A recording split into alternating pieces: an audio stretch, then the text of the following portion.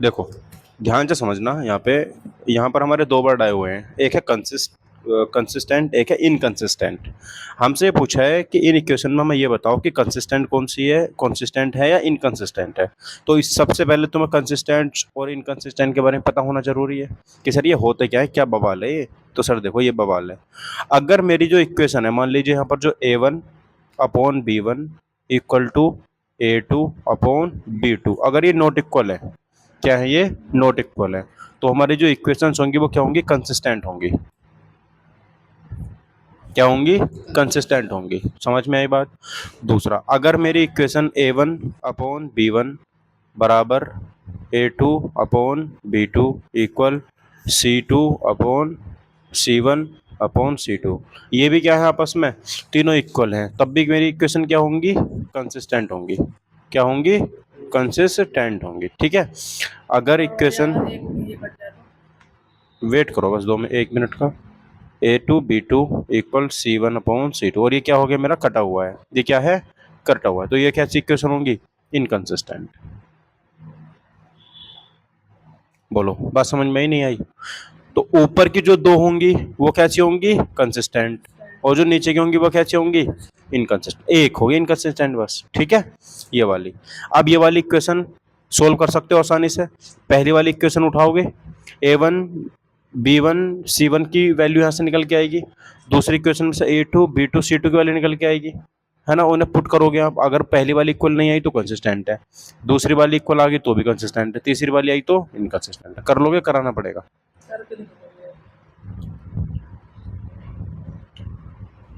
देखो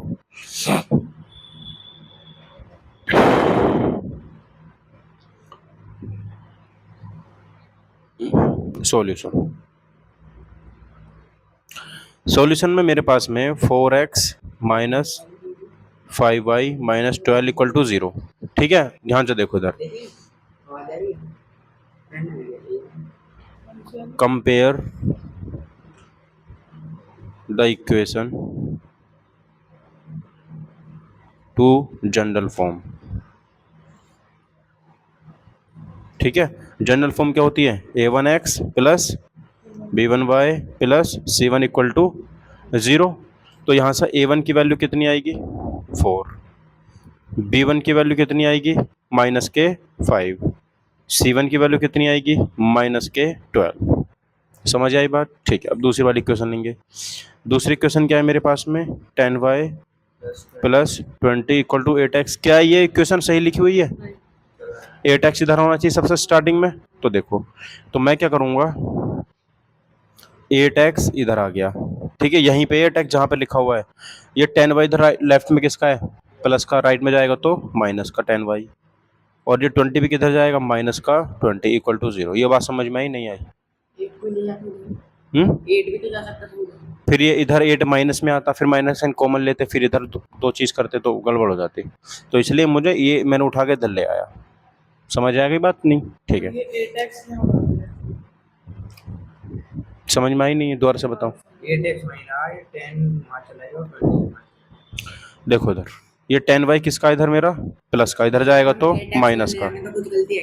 गलती नहीं, दो लाइन करनी पड़ेंगी फिर।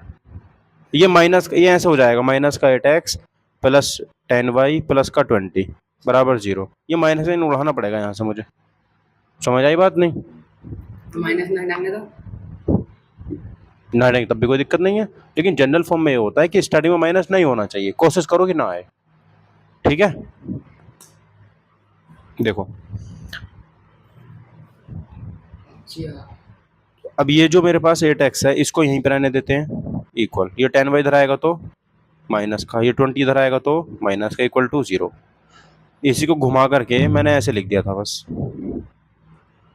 8x minus 10y minus 20 equal to 0। क्या समस्या थी इसमें, कुछ थी समस्या, अब है। अब इसको वहीं पे ओन कंपैरिजन द इक्वेशन, कौन सी इक्वेशन है, A2x plus B2y plus C2 equal to 0 से कंपैरिजन करेंगे। तो यहाँ से A2 की वैल्यू कितनी आएगी बोलो, 8, B2 की वैल्यू कितनी आएगी, माइनस के 10, C2 की वैल्यू कितनी आएगी, माइनस 20। बात समझ आई नहीं। ठीक है, अब ध्यान से देखो, अब यहाँ पर हम चेक करते हैं, ठीक है, वैल्यू पुट करो। फर्स्ट कंडीशन लेते हैं यहाँ पर, ये क्या है हमारा A1 upon B1, A1 B1 बराबर, सॉरी, A1 अपॉन A2 बराबर B1 अपॉन B2। A1 की वैल्यू कितनी है? A1 की वैल्यू 4 अपॉन A2 की वैल्यू कितनी है? 8 इक्वल B1 की वैल्यू कितनी है? माइनस का 5। B2 की वैल्यू कितनी है? -10। 4 बन जा, 4 2 जा 1/2 इक्वल टू 1/2। तो मैं क्या कहूँगा? The equation is inconsistent. ठीक है, तो यहाँ पर हम सिंपल से एक लाइन लिखेंगे। क्यों हुआ ना इक्वल? इक्वल तो आ रहा है, उसको जरूरत ही नहीं है। जब हमारे शुरू वाली इक्वेशन, सॉरी, ये अगर कट हुआ आता, कट जाता, तब इनकंसिस्टेंट होती ना। पहले वाला रूल क्या कहता है? कट होना चाहिए। ठीक है, तो अभी यहाँ पर ये दोनों बराबर आ गए, तो साथ साथ में सी वाला भी चेक कर लेते हैं। ठीक है, तो देखो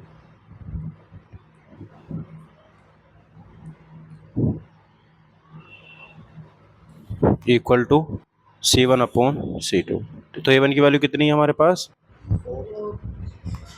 अपॉन A2 की वैल्यू है 8 इक्वल B1 की वैल्यू है -5, B2 की वैल्यू है -10, C1 की वैल्यू कितनी है और C2 की वैल्यू कितनी? -20। ठीक है, कटा कटा 1/2 बराबर 1/2 बराबर माइनस से माइनस कटा, 2 से 6 और 2 से 10, 2 से 3 और 2 से 5, 3/5 आया।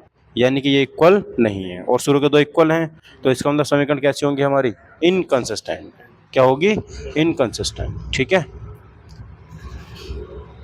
ये बराबर आए दोनों तो इनकंसिस्टेंट। थर्ड वाली पोजीशन बन रही है ना, थर्ड वाली में कैसी होती है? इनकंसिस्टेंट। तो यहाँ पर लिखेंगे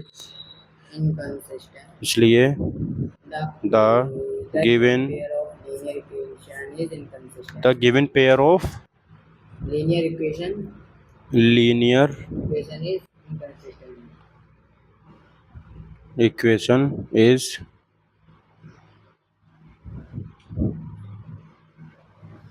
इनकंसिस्टेंट। ठीक है, ये हो गया। एक बार क्वेश्चन पूरा देख लो, यहाँ से हमारा क्वेश्चन स्टार्ट था, इसको हम नोट करेंगे फटाफट। ठीक है, फटाफट इसको नोट करो। एग्जाम्पल नंबर 10 देखो, 10 क्या कह रहा है मुझसे? ये कह रहा है, जल्दी मेरे साथ क्वेश्चन नोट करेंगे, नोट करो जल्दी। If the lines given by 2x plus ky equal to 1 ये क्या है? equal to 1 ये भाई and हाँ 3x minus 5y equal to 7 has unique solution.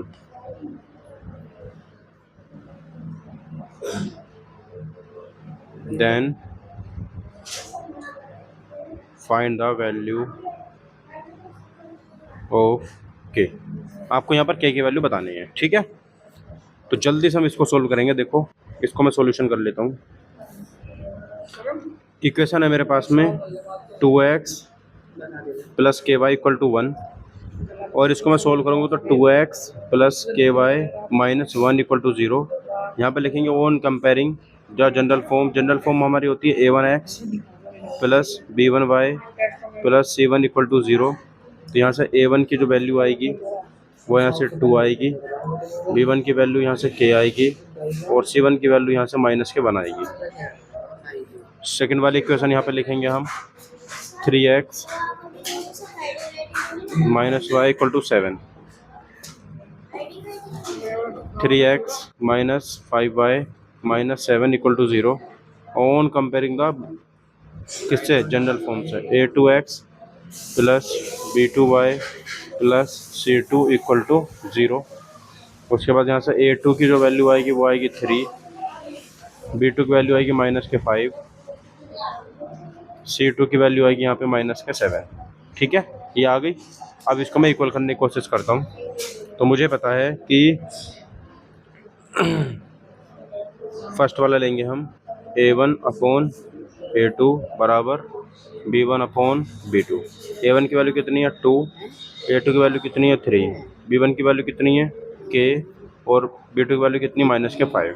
ठीक, क्रॉस मल्टीप्लाई करेंगे तो हो जाएगा 5 2 10 हो जाएगा -K और 3 हो जाएगा K में।